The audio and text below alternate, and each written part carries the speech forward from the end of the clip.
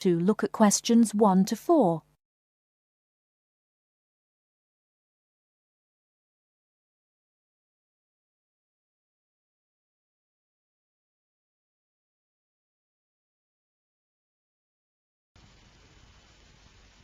Right, everyone, my name is Kathy Smith.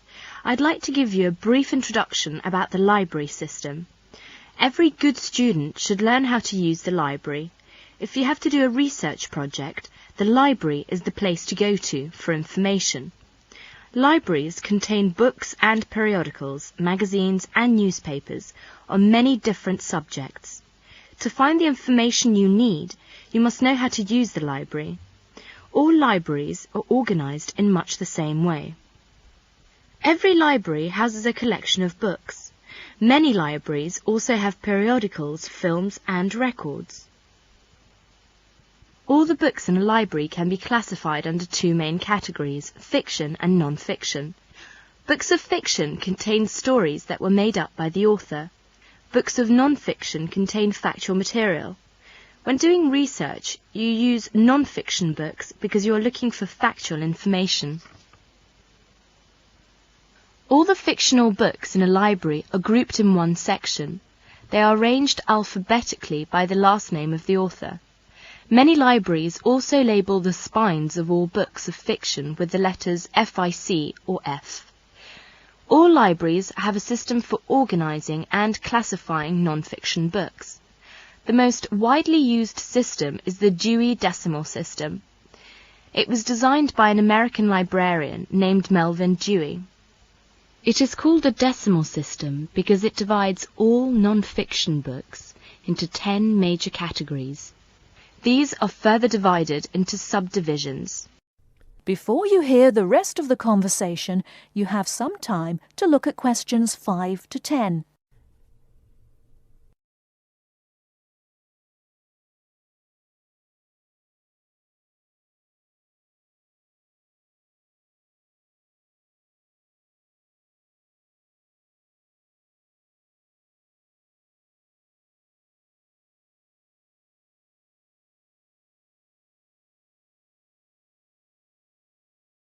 Now listen and answer questions 5 to 10.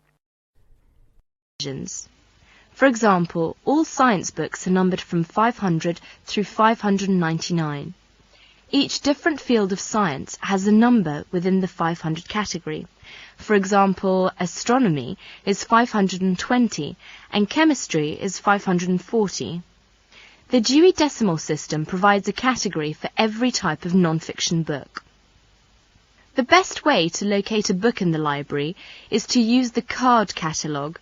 The card catalogue is an index of all the books in the library. Information about a book is listed on cards. All the cards are filed alphabetically and stored in drawers in large cabinets. The card catalogue can help you locate a particular book, a book on a certain subject, or a book by a particular author. In the card catalogue, each book has 3 cards, an author card, a title card and a subject card. The author card is alphabetized under the author's name. The title card is filed alphabetically according to the title of the book. The subject card is filed alphabetically under the name of the subject of the book. In many university libraries, they use their own Biblitus cataloguing system or the microfiche system. Both of them list publications under author and title, and both are very easy to use.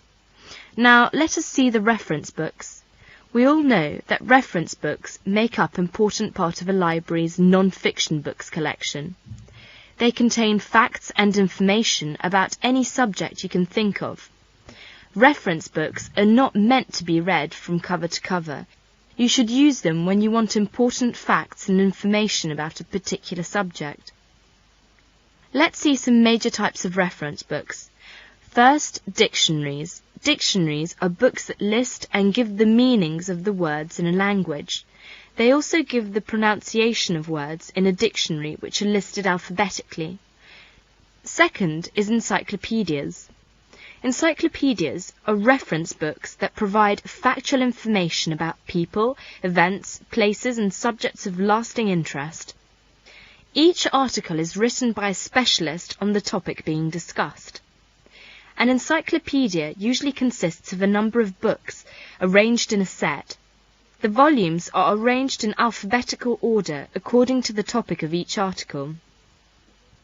Letters are stamped on the spine of each volume to indicate the alphabetical rang of the topics in each volume.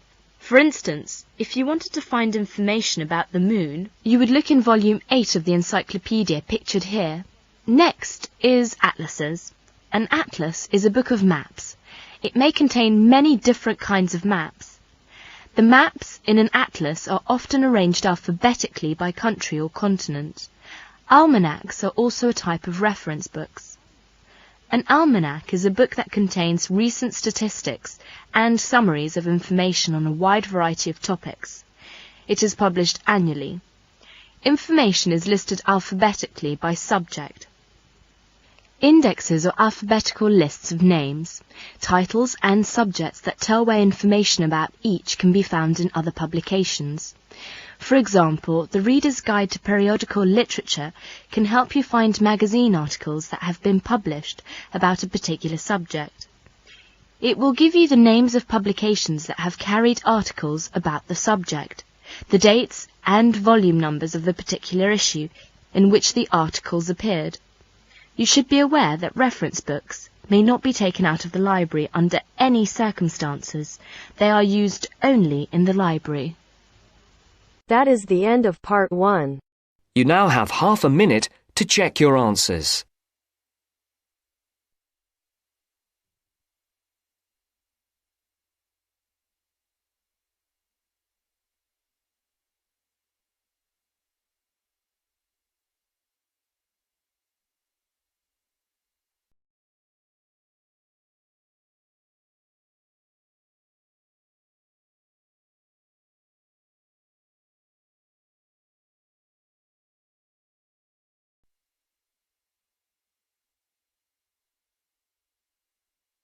Now turns to part 2.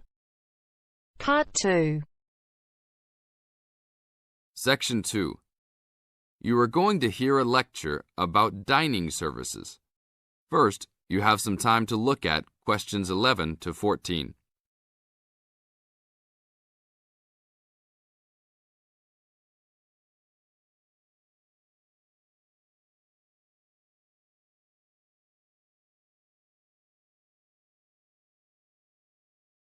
Now listen to the tape and answer questions 11 to 14.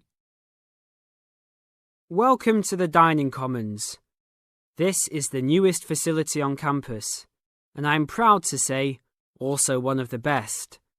I know that all university students miss eating home-cooked food. Well, this year, we are hoping to provide students with food and services that will make you feel at home, even without your family. The administration has been listening to the voice of the students. Students gave us frequent suggestions last year as to how we could improve the university. One of the most frequent suggestions was improving the dining options.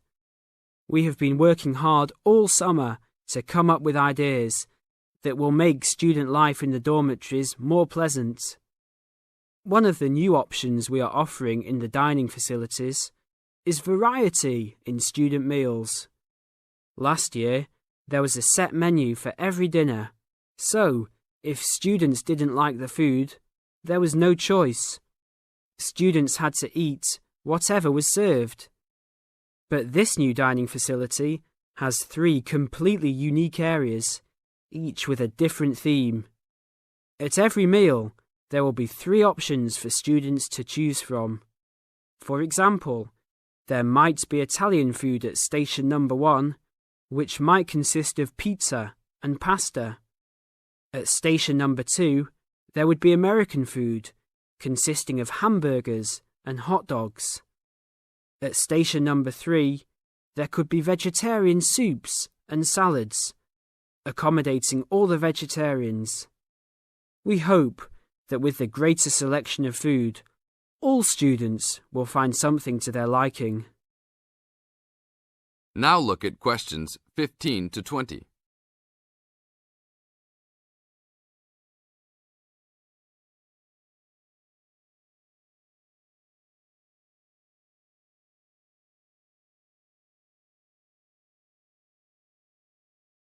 Now listen to the tape and answer questions 15 to 20.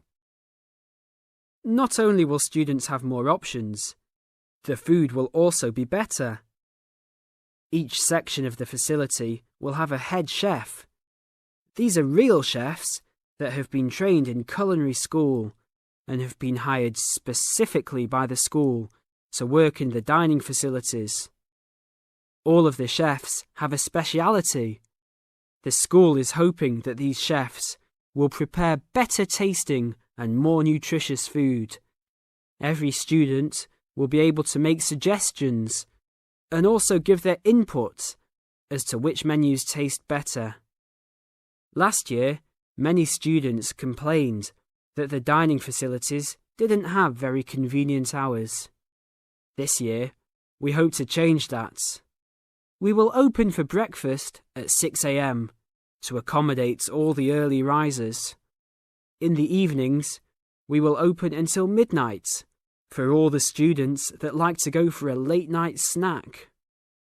The afternoons will still remain closed, but we will have a student store open that will provide all students with drinks and fruit. The student store will be open every day from 2 p.m. to 5 p.m. Every student that has paid full tuition and dormitory fees has already paid for their dining facility fees. Students can eat at any time and in any amount for free. If you are a student that does not live in a dormitory, you can still purchase a dining facility card. This card will entitle you to the full services of the dining facility. This card is available only for students and is not open to the general public. If you are not a student and wish to dine here, you must purchase meals at the door. There are a few rules to follow. Even though we do not limit the amount of food that can be taken, we do not want students to waste food. Please do not take more than you can eat. Also, every student must clean his or her own trays and plates. We will provide plates and trays for student use, but please do not abuse these items. Please do not leave your plates on the tables.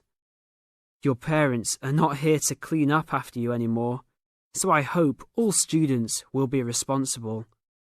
Thank you for your attention and enjoy the upcoming year.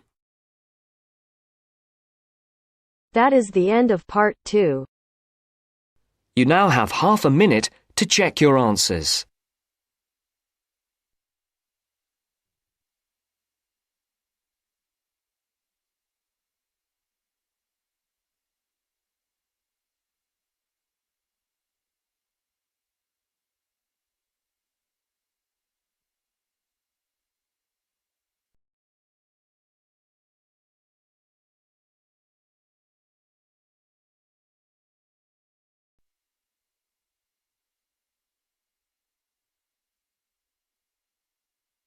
Now turns to part 3.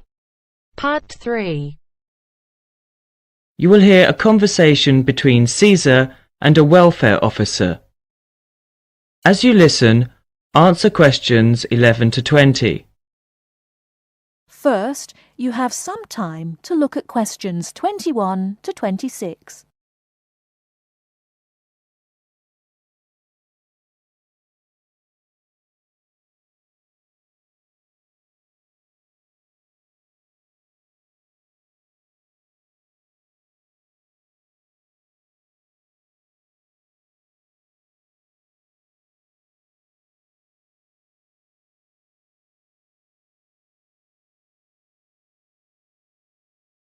Now listen carefully and answer questions 21 to 26. Good afternoon. My name's Cesar Bautisto. Hello, I'm Wendy, one of the welfare officers. Can I help you? Yes, I have to move out of my accommodation in 2 weeks, and I can't find anywhere else to live. Okay, I'll need to know some details about your current situation. I'm an overseas student from the Philippines. The college gave me a temporary room for 1 month. I can't find anywhere else, and I have no money. Have you told the college about your position, or asked them to let you stay longer in your accommodation? No, not yet. I didn't think that would be possible. Well, we can contact the accommodation service on your behalf to see if they'll let you stay a little longer, until you can find an alternative. Thank you. But I'm not sure that I can find another place, as they all ask for money before moving in, and I don't have any. Yes, it is usual in this country for landlords to ask for up to a month's rent in advance. Don't you have any money at all? Hardly any. I'm waiting for my grant cheque to be sent from the Philippines at the moment. It should have been here for me to collect when I arrived in Britain, but it seems to have been lost. You can apply for emergency loan from the union if you want. The loan can be for up to £200, and we ask for a post-dated cheque for the same amount to be given to us, so that we can recover the money once you receive your grant cheque. That would be very good.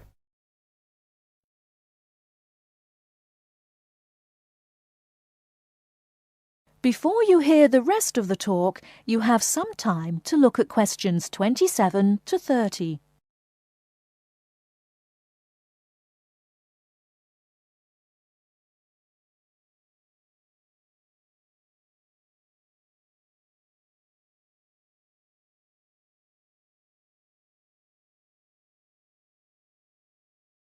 Now listen and answer questions 27 to 30. I'll apply, but I'm still worried about how to find new accommodation. As I said earlier, we can ask the college to extend the time you're allowed to stay in your present accommodation. They may refuse, of course. Then what will happen? If the worst comes to the worst, the union may be able to provide some very short-term emergency accommodation. If you want me to, I'll contact one or two of the addresses on the notice board and arrange for you to visit them. But what if they ask me for the rent in advance? I only have £90 left, and I need that for food and books. It'll be all right. By the time they actually need the money, we'll have your emergency loan ready. Just fill in this application form and write me a cheque for £200, please, payable to the student union. Right, I'll do that. Thank you very much for your help. I'm feeling more optimistic now.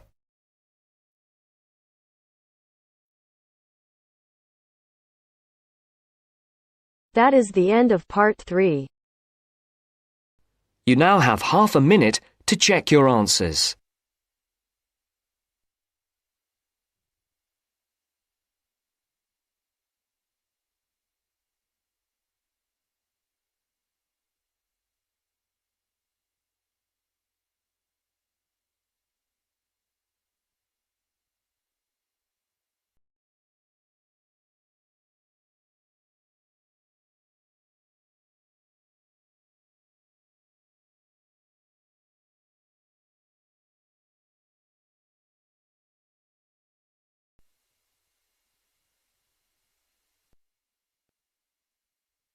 Now turns to part 4. Part 4. You are going to hear a lecture on William Kidd. First, you have some time to look at questions 31 to 40.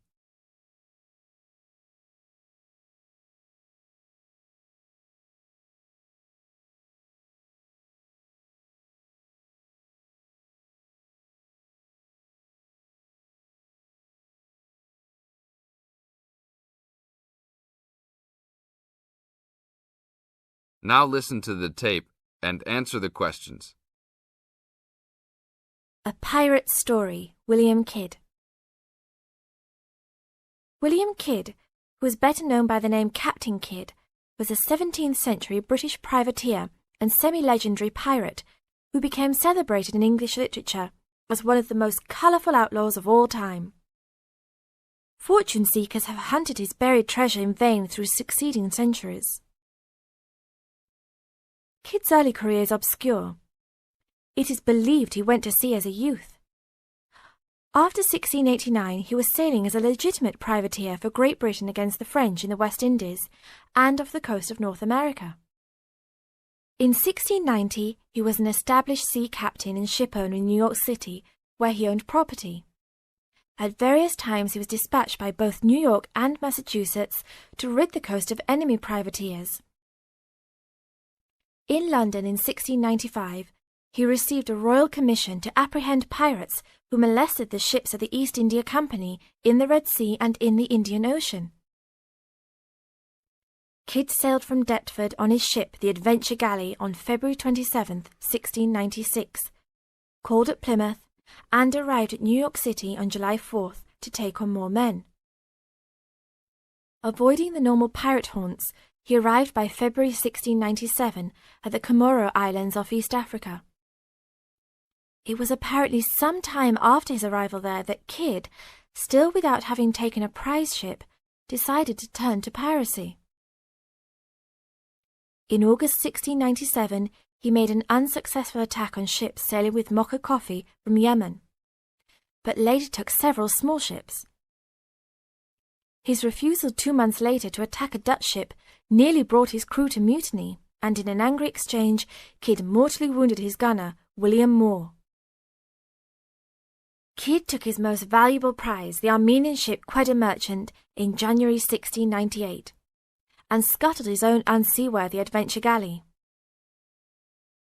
When he reached Anguilla in the West Indies, April 1699, he learnt that he had been denounced as a pirate.